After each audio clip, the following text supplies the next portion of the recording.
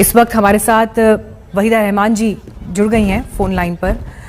वहीदा जी, आज सवाल पूछने जैसी तो कोई स्थिति है नहीं, लेकिन दिलीप साहब का इस दुनिया से चले जाना, आज उन्होंने अपना जीवन संपूर्ण किया, लेकिन वो पीछे एक ऐसा इतिहास छोड़ गए हैं जो अपने आप में एक किताब की तरह पढ़ा जाएगा, एक इंस्टीट्यूशन की तरह वहां से सीखा जाएगा। बिल्कुल, बड़ा सुन के अफसोस हुआ, बहुत दुख हुआ है। इंडस्ट्री और आर्टिस्ट और सारा Hindustan is going to miss him.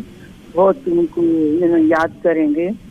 और बहुत बड़े एक्टर थे, बहुत बड़े स्टार थे, बहुत ही कोऑपरेटिव, फ्रेंडली, हेल्पफुल एक्टर थे। मैंने 4 पिक्चरें की उनके साथ, बहुत अच्छा लगा। और वो अपना जो नाम छोड़ गए हैं इस इंडस्ट्री के हिस्ट्री में, कभी नहीं वो कम हो सकता उसका असर। वो हमेशा उतना ही पावरफुल होगा उनका लेगेसी। हेलो जी वहीदा जी, दिलीप साहब एक ऐसी विरासत पीछे छोड़ गए हैं जिसको आगे बढ़ाने की एक बड़ी जिम्मेदारी आज के कलाकारों और अब नए दौर के सितारों के कंधों पर भी होगी। लेकिन जब बात दिलीप साहब और उनसे जुड़ी हुई यादों की ही होती है, कोई आखिरी मुलाकात जो इस वक्त आपके जहन में हो, कोई उनकी ऐसी बात जो आपके दिल को छू गई हो, जिसे आज आप दर्शकों के साथ बांटना चाहें?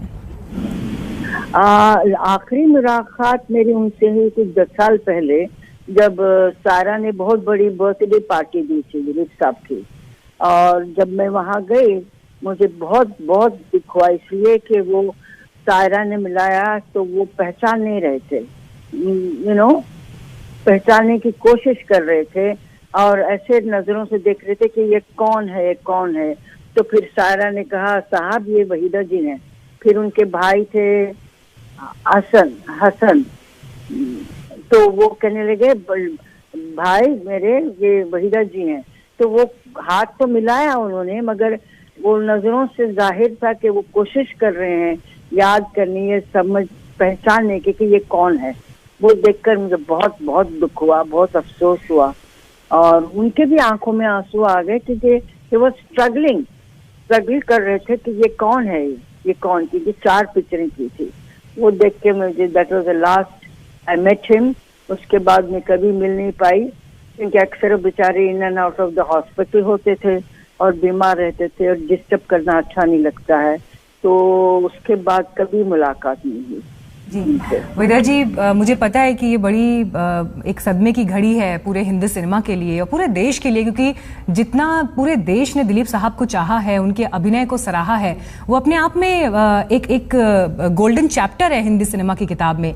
लेकिन जब स्टारडम की बात होती है, दिलीप साहब का स्टारडम तो वो था जब कॉलेजेस में लड़कियां उनके नाम की कस्में खाया करती थी, जब मनोज कुमार और धर्मेंद्र जैसे एक्टर्स दिलीप साहब जैसा बनने की उम्मीद लिए मुंबई आ गए। उनको देखकर उन्होंने एक्टर बनना चाहा। बिल्कुल, बहुत थे उस वक्त, तो इतने थे। जो भी एक्टर बनना चाहता था तो मुझे अल्टीमेटली दिलीप कुमार बनना है। मैंने कहा, मैं कहती थी भाई दिलीप कुमार बनना है, कोशिश करनी पड़ेगी, मेहनत करनी पड़ेगी।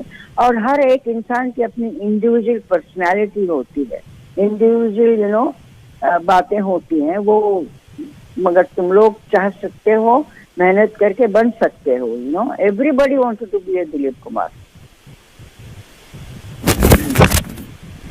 हेलो मैम, हम तो जब भी सिनेमा में उनके कैरेक्टर्स की बात करते हैं, उनके स्टारडम की बात करते हैं, तो ये नहीं भुलाया जा सकता कि दिलीप साहब उस पीढ़ी से रहे हैं जहां पर स्टारडम तो कहीं पीछे छूट जाता है पर्दे में, लेकिन स्टार अपने आप में किरदार हो जाता है। अभी देवदास की एक झलकी हम इस वक्त टेलीविजन स्क्रीन पर दिखा रहे हैं। और दिलीप कुमार क्या हैं, अगर ये किसी को समझना है तो शायद उसे देवदास जरूर देखनी होगी, क्योंकि 10 से 12 बार ये फिल्म बनी, लेकिन देवदास का जो किरदार दिलीप साहब ने पर्दे पर जिया, वैसा और उसके नजदीक तो कभी कोई पहुंच ही नहीं पाया। बिल्कुल, I agree with you, 100% agree with you. क्योंकि उसमें भी मुझे भी याद है, एक सुचित्रा सेन के साथ एक सीन था उनका, और वो आई थिंक वो तमाचा मारते हैं या कुछ करते हैं, उसके बाद the pain in his eyes was superb, absolutely superb. वो इंटेंसिटी बहुत कम लोगों में होती है। जी, बहुत बहुत धन्यवाद वहीदा जी आज तक से बात करने के लिए। एक ऐसी घड़ी में जब पूरा हिंदी सिनेमा दिलीप साहब को श्रद्धांजलि दे रहा है, उनके फैंस देश और दुनिया में उनके जाने के बाद गम में है। करियर हो या जाती जिंदगी, दिलीप साहब ने हार कभी नहीं मानी।